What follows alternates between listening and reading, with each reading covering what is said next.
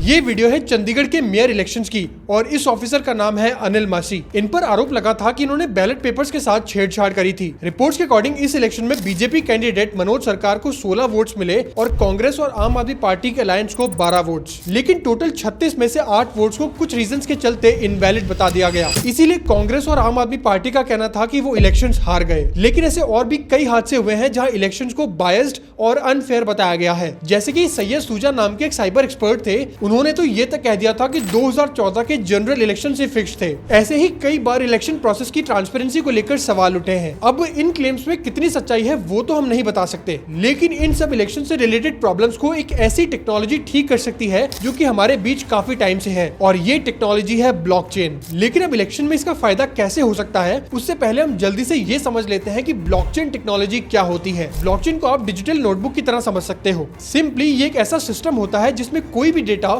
बहुत सारे कंप्यूटर्स के नेटवर्क्स में फैला होता है। ये पूरा डेटा एक दूसरे कंप्यूटर से लिंक्ड होता है, इसीलिए किसी भी इंफॉर्मेशन से छेड़छाड़ करना नियर टू इम्पॉसिबल होता है। अब हम सब जानते हैं कि ब्लॉकचेन टेक्नोलॉजी बिटकॉइन और इथेरियम जैसी क्रिप्टो करेंसीज में यूज होती है, जिससे कि यहाँ सभी ट्रांजैक्शंस ट्रांसपेरेंट रहे और उन्हें सेफली रिकॉर्ड भी किया जा सके। अब इसी प्रिंसिपल का यूज करके हम वोटिंग की प्रोसेस को और भी ज्यादा ट्रांसपेरेंट बना सकेंगे। लेकिन अब वो होगा कैसे? अभी तक होता ये था कि एक सेंट्रल अथॉरिटी के पास सभी वोट्स का डेटा होता था और वही उन्हें मैनेज भी करती थी। लेकिन ब्लॉकचेन में ये डेटा सभी कंप्यूटर नेटवर्क्स के पास चला जाएगा, इसीलिए किसी भी पार्टी के लिए इलेक्शन के रिजल्ट को मैनिपुलेट करना बहुत मुश्किल हो जाएगा। 2018 में जब तेलंगाना में इलेक्शंस होने वाले थे, तब वोटर्स लिस्ट को लेकर यहाँ बहुत गलतियां सामने आई थी। ऐसा इसीलिए क्योंकि जब लोग वोट देने पहुंचे तो वोटर्स लिस्ट में उन लोगों का भी नाम नहीं था जो कि सालों से वोट्स देते आ रहे थे। तेलंगाना के चीफ इलेक्टोरल ऑफिसर ने इस बात के लिए माफी भी मांगी और कहा कि यहाँ लोगों के रजिस्ट्रेशन को लेकर कुछ दिक्कतें आई थी, जिसकी वजह से ये सब हुआ। लेकिन अब जो होना था वो तो हो गया। लेकिन सोचने वाली बात है कि इलेक्शंस में ऐसा भी हो सकता है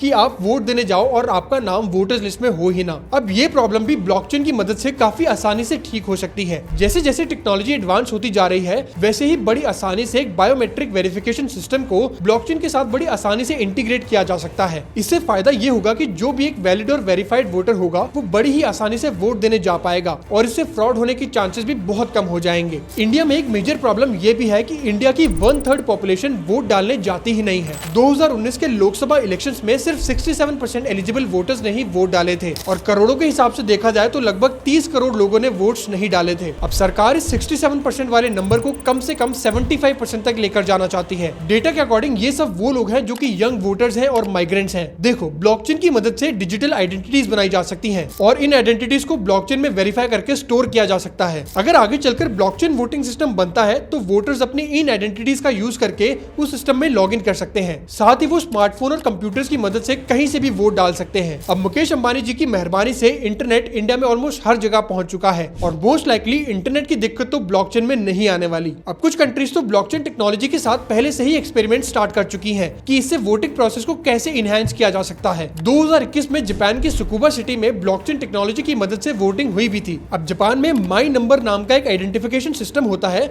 जो कि हमारे यहाँ आधार कार्ड से मिलता जुलता है। सभी जापानीज लोगों के पास आधार कार्ड की तरह ही माई नंबर कार्ड होता है। इसकी मदद से इन्होंने वोटर्स के लिए एक वोटिंग सिस्टम बनाया था। इस सिस्टम में वोटर्स अपने माई नंबर कार्ड को एक कार्ड रीडर में डालकर अपनी पसंद का वोट डालते थे। इसके बाद इन सभी वोट्स को ब्लॉकचेन में सेफली स्टोर कर लिया जाता था, जिससे कोई भी इनके साथ छेड़छाड़ ना कर सके। सुकुबा के मेयर तात्सु इगाराशी ने भी ये बात कही थी कि वोटिंग इनकी उम्मीद से काफी आसानी से हो गई, क्योंकि इस प्रोसेस में कुछ कॉम्प्लिकेटेड था ही नहीं। अब जापान के लिए ये एक नया तरीका है टेक्नोलॉजी में लीडर बनने के लिए। लेकिन इस पूरी प्रोसेस में एक दिक्कत भी आई थी। अब गेस करो कि वो दिक्कत कौन सी होगी। अब दिक्कत ये थी कि कुछ लोग अपना पासवर्ड ही भूल गए थे जो कि उन्हें चाहिए था अपने माई नंबर कार्ड के साथ वोट डालने के लिए, और पासवर्ड भूलने की वजह से लोग अपना वोट ही नहीं डाल पाए थे। देखो, अब ये तो रही हम इंसानों की गलती, लेकिन जापान के इस इनिशिएटिव से ये तो साबित हो गया कि ब्लॉकचेन वोटिंग प्रोसेस में कितनी एफिशिएंट हो सकती है। लेकिन सिर्फ जापान ही नहीं, रशिया, स्विट्जरलैंड, यूएस और इवन केन्या जैसी कंट्रीज भी एक्सपेरिमेंट कर रही हैं ब्लॉकचेन टेक्नोलॉजी के साथ वोटिंग प्रोसेस को और भी ज्यादा एनहांस करने में। अब बात ऐसी है कि ब्लॉकचेन टेक्नोलॉजी को वोटिंग में इंप्लीमेंट करना सुनने में जितना आसान लगता है उतना आसान है नहीं। सबसे पहला चैलेंज तो यहाँ आता है स्केलेबिलिटी का, मतलब इसे बहुत सारे वोट्स को एक साथ प्रोसेस करने में दिक्कत आ सकती है। अब इलेक्शन जैसे माहौल में जहाँ करोड़ों लोगों ने वोट देना होता है, ये इशू काफी दिक्कतें दे सकता है। और दूसरी और सबसे बड़ी प्रॉब्लम हो सकती है लीगल प्रॉब्लम्स। इंडिया में फिलहाल ऐसे कोई रूल्स नहीं है जो कि इस टेक्नोलॉजी को एक्सक्लूसिवली वोटिंग में सपोर्ट करते हैं। अब भले ही इंडिया ने बैंकिंग और हेल्थ केयर जैसे सेक्टर्स में इस टेक्नोलॉजी का इस्तेमाल करने में इंटरेस्ट जरूर दिखाया है, लेकिन क्या हमारी सरकार कभी इसे सपोर्ट करेगी? वही एक बड़ा सवाल है। क्या आपको लगता है कि कभी ब्लॉकचेन टेक्नोलॉजी का इस्तेमाल इंडिया में वोटिंग में हो पाएगा? Comment below. और ऐसी और इन्फॉर्मेटिव वीडियोस के लिए बिटकॉइन भारत को सब्सक्राइब करें।